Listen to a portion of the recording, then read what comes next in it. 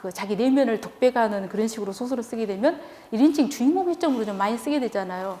그러지 말고 시점을 한번 바꿔보면 됩니다. 3인칭 시점으로 바꿔보면 3인칭이라고 하는 것은 일단 서술자가 밖에서 인물을 들여다보면서 하는 것이기 때문에 나는 이렇게 쓰지 말고 그녀는 하는 그런 식으로 한번 그런 인칭을 주어 본다면 그건 자기의 주관성에서 벗어날 수 있는 방법이 될 수가 있을 것입니다. 네, 바로 뒤에 학생.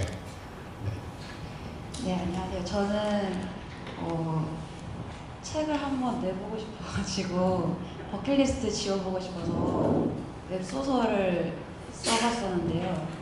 근데 이게 어쩌다가 계약이 돼버려가지고 결말을 내야 되는데 결론 짓기가 너무 어렵더라고요.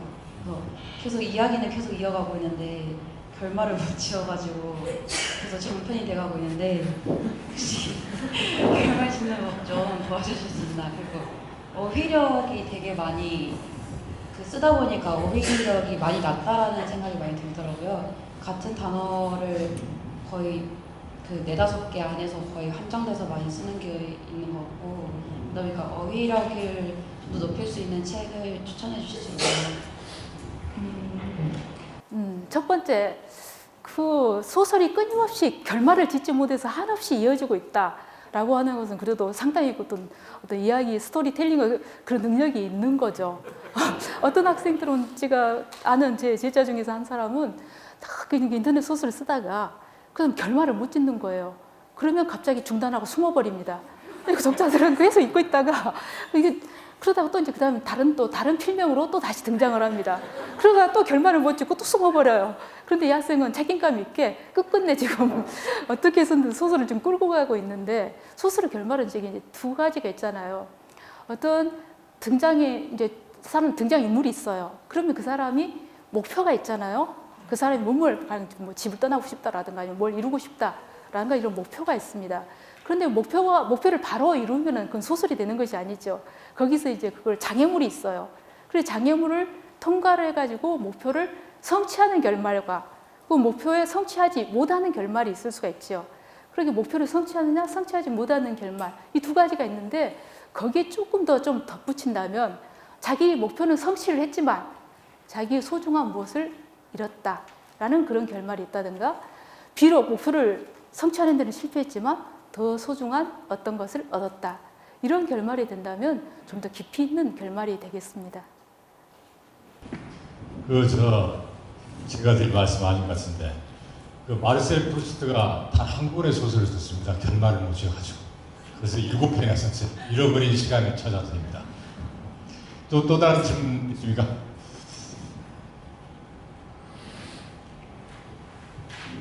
네.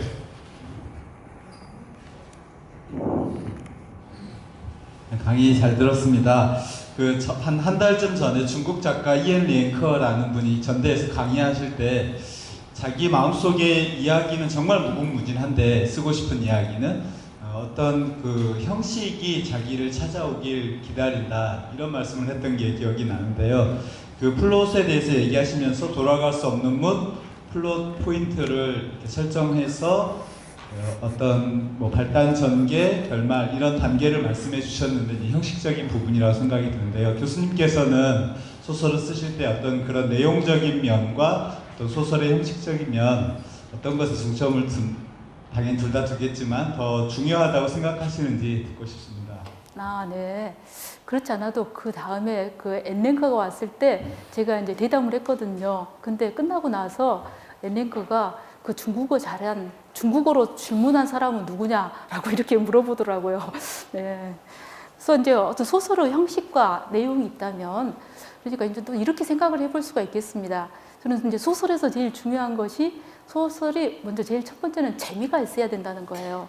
재미가 있어야 된다는 거고, 또 2번째는 소설이 이제 재미만 있으면 안 되죠. 소설이 이제 의미가 있어야 됩니다. 그래서 소설의 재미와 의미, 이것이 소설에서 가장 중요한 요소라고 할 수가 있겠는데요. 이 소설의 형식이라고 하는 것은 재미를 결정하는 거거든요. 재미를 결정하는 것이기 때문에 소설의 형식이 먼저 중요하고, 왜 소설의 형식이 우선 그 소설을 읽고 싶은 생각이 나는 것은 소설이 플롯이 흥미진진하다든가 아니면 소설의 문체가 사람을 좀 빠뜨린다든가 이런 소설은 문체가 너무 매혹적이라든가 이런 소설의 형식적인 면에서 먼저 우리가 소설을 읽게 되는 거잖아요. 그래서 소설의 형식이 좀 중요하다고 생각을 하고 그 다음에 소설의 형식만 재밌게 읽었는데 이거 막 흥미진진하게 읽었는데 제일 끝에 갔더니 아무 의미가 없더라. 이건 뭐예요? 이런 생각이 들잖아요. 그럼 지금 굉장히 속았다는 느낌을 주는 거죠. 그러니까 소설에서 물론 1차적으로 중요한 것은 형식이라고 봅니다. 그러나 그것이 만약에 내용이 결여된 어떤 주제의식이 결여된 형식이라고 하는 것은 독자들에게 굉장히 실망감과 배반감을 준다고 할 수가 있겠습니다. 네, 또 다른 질문 받겠습니다. 네.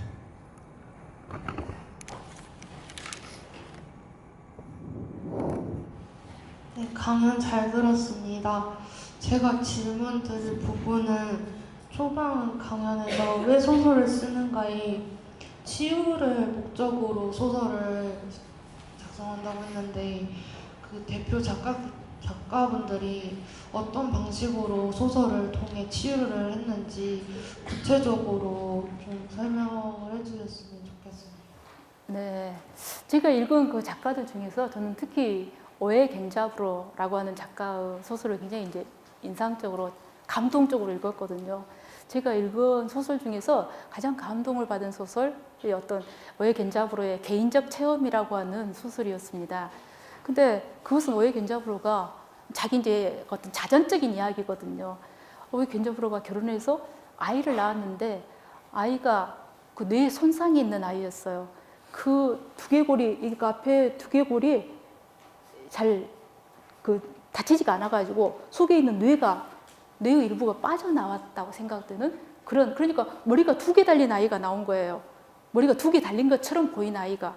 그러면서 이것이 그 의사가 말하기를 이 아이는 결국은 식물인간밖에 산다고 하더라도 살기도 어렵고 산다고 하더라도 식물인간밖에 되지 않는다라는 이제 그런 판정을 받았어요. 그랬을 때 엄청난 이제 방황하는 그런 시간을 보냈거든요. 그 자기 아이가 평생 동안 자기 짐이 되는 거잖아요. 평생 이제 태어나자마자 바로 이제 식물인간이 된다면 평생 자기 짐이 되는 건데 이 아이를 어떻게 할 것인가에 대해서 그 오에 겐자부로가 굉장히 어떤 방황의 시간을 가졌거든요. 방황의 시간을 지냈습니다.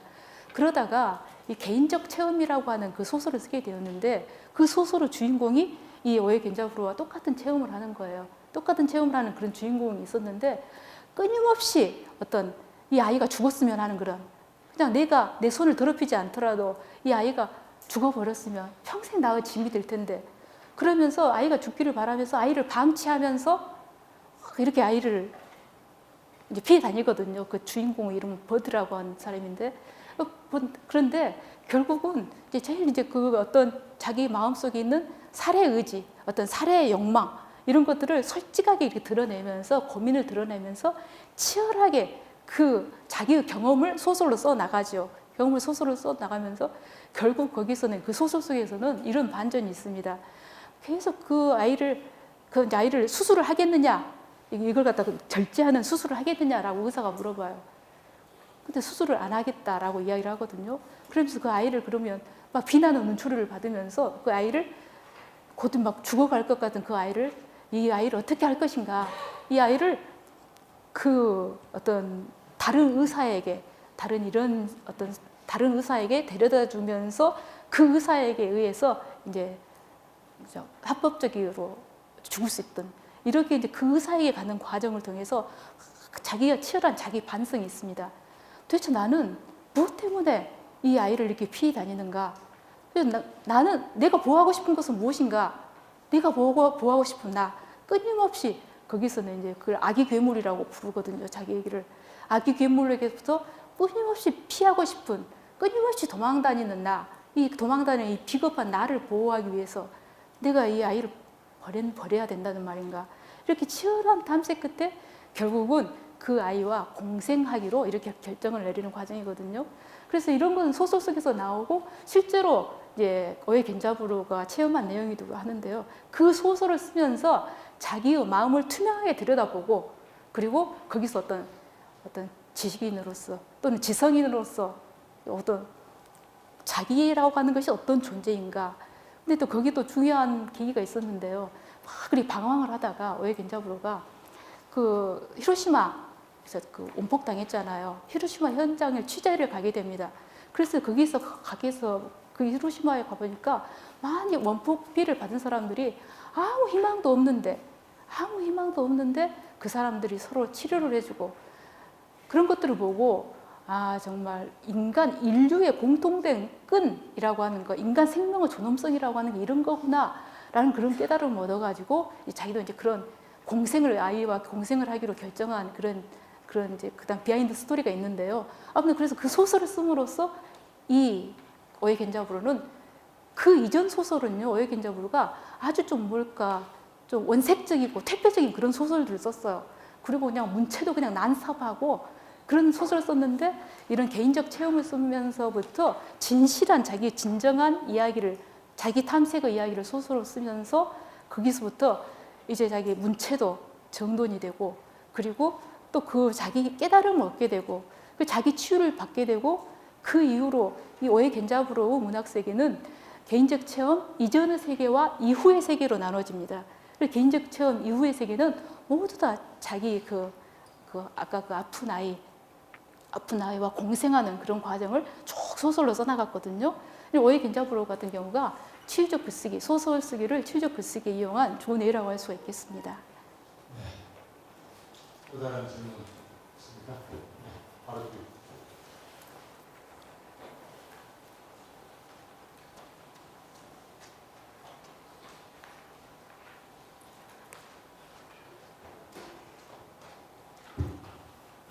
강연 잘 들었고 저는 국어국문학과 서영아라고 합니다. 그 소설 쓰실 때 이제 많은 인물들을 설정을 하시잖아요. 그럼 그 소설을 쓰실 때 그 어떤 뭐 주인공이 되었던 다른 주변 인물이 되었던 그 인물에 쓰실 때 감정이입을 많이 하시는지가 좀 궁금해서 네, 그 부분 질문 드리고 싶습니다.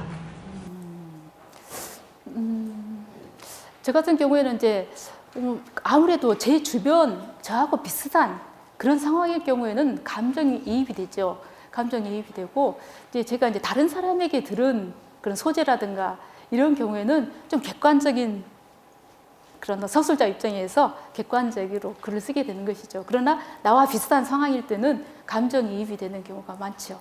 네. 네, 여러분 질문 고맙습니다. 지금 임미란 교수님께서 몸이 좀 불편하신데도 중간에 좀 앉으시겠다고 했는데 강의 열중하시다 보니까 끝까지 서서 해주셨습니다. 여러분 임미란 교수님께 다시 한번 박수 부탁드립니다.